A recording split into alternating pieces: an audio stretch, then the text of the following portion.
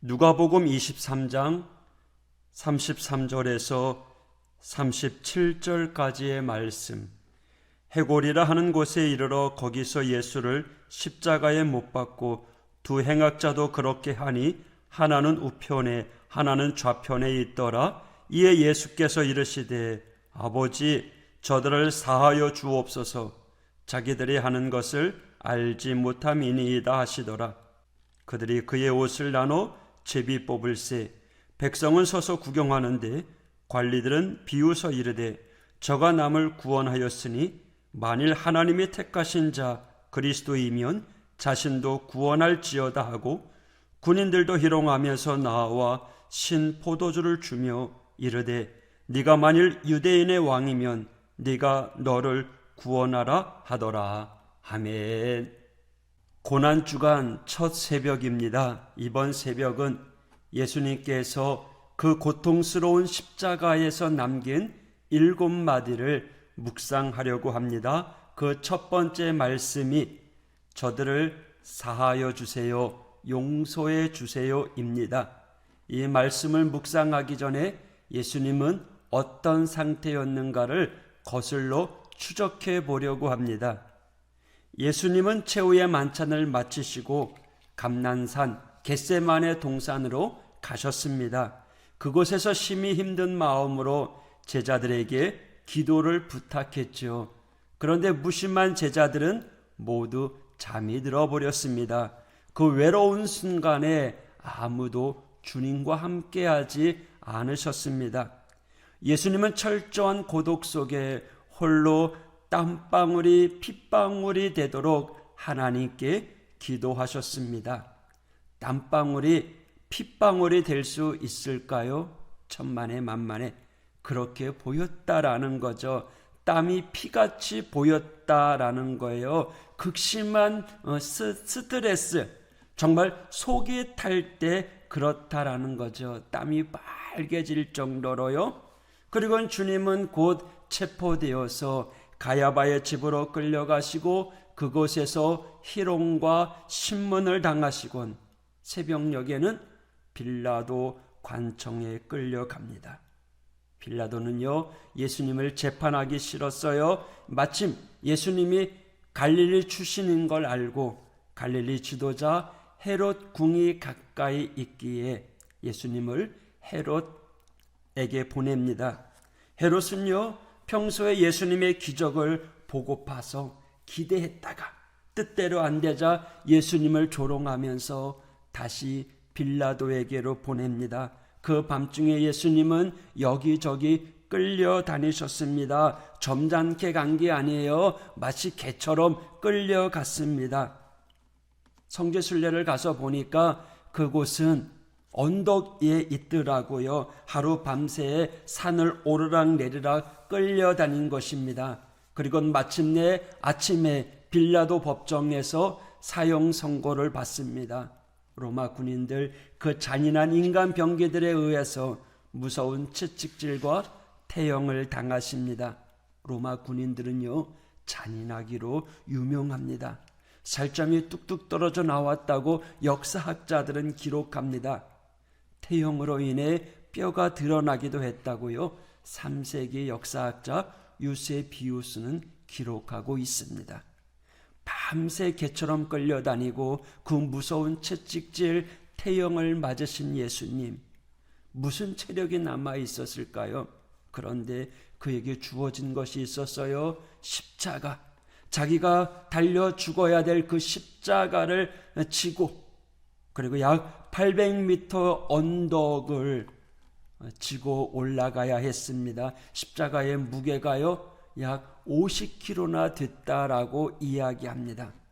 예수님이 그걸 감당할 수 있었을까요? 3번이나 쓰러지셨어요. 마침내 일어나지 못하시자 구레네 시몬이 그 십자가를 대신 지고 갔습니다.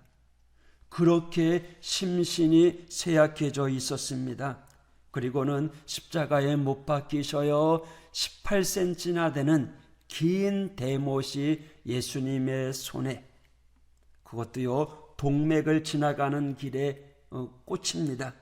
가혹한 고통에 따르죠. 머리에는 가시 면류관이 푹 씌어집니다.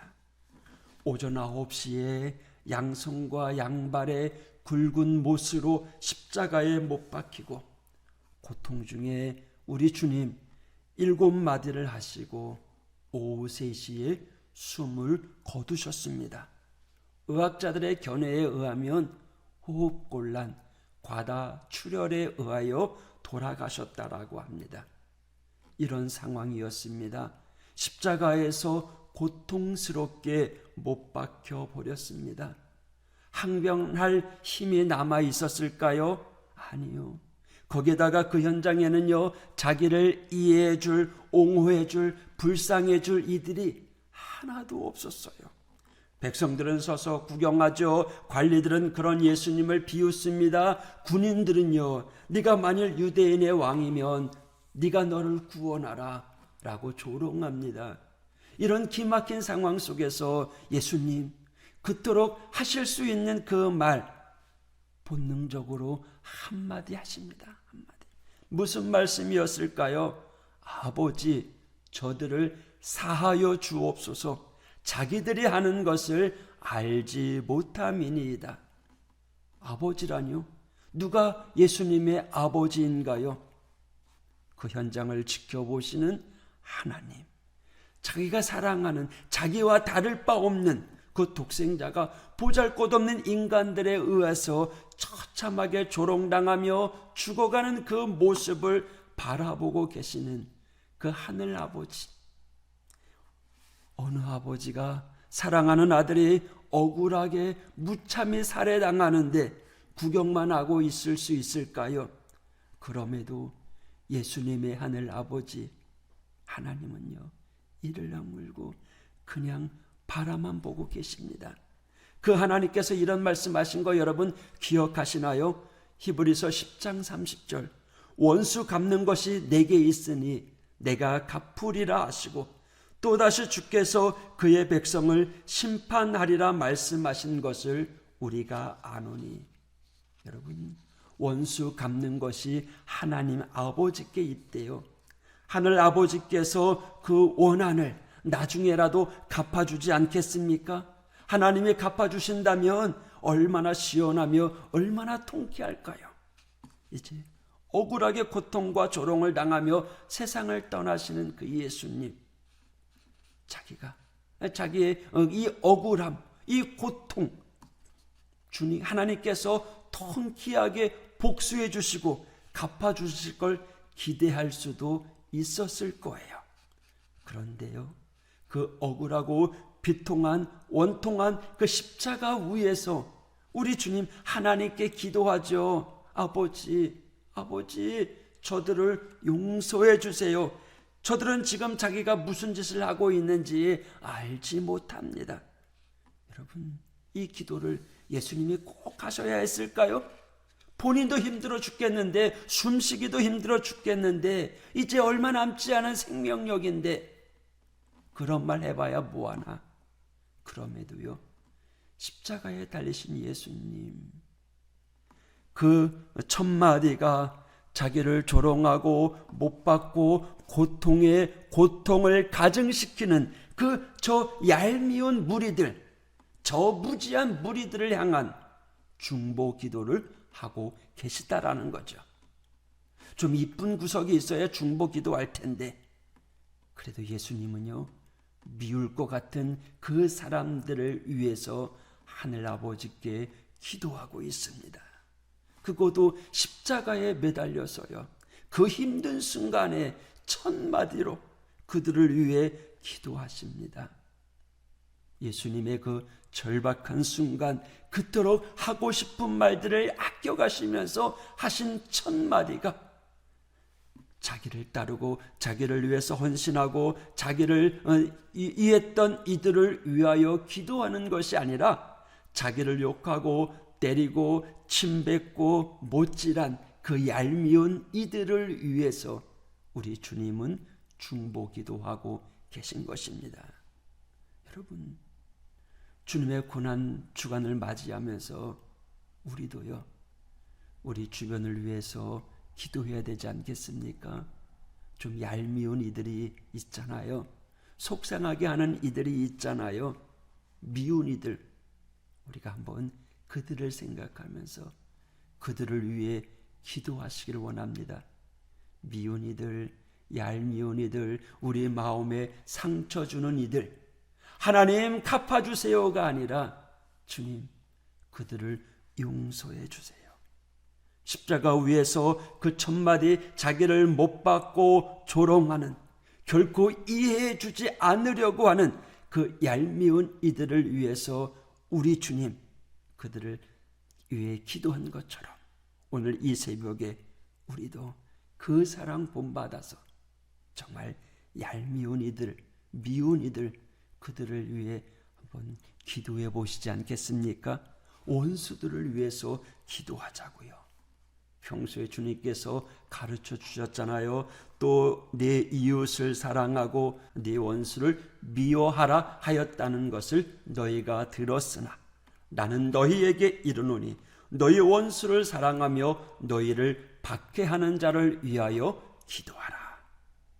여러분, 원수를 사랑까지는 못해도요, 그들을 위해 기도는 해 주십시다. 오늘 고난주간 처음 새벽일을 맞이하여 십자가에 달려 그 얄미운 이들을 위해서 기도하신 예수님을 본받아 오늘도 중보 기도하는 우리 믿음의 성도가 되시기를 원합니다. 오늘 하루도 주님과 함께 동행하며 주 안에서 승리의 길을 걸어가는 하루가 되기를 축복합니다. 기도하겠습니다. 하나님 아버지 감사합니다. 연약한 나를 위해서, 우리를 위해서 친히 십자가에 못 박히시고 또 무지하고 연약한 우리들을 위하여 중보 기도해 주신 그 예수님을 본받아 저희들도 우리 주변에 미운 이들, 얄미운 이들, 우리를 속상하게 하는 이들, 하나님 그들을 위해서 기도합니다. 하나님 저들이 하는 일을 알지 못합니다. 주님 용서해 주세요. 오늘 하루도 더불어 주 안에서 복된 길 걸어가는 회복의 은혜가 넘쳐나는 이 하루가 될 수 있도록 하나님 함께하여 주시옵소서. 예수님 이름으로 간구하며 기도했습니다. 아멘.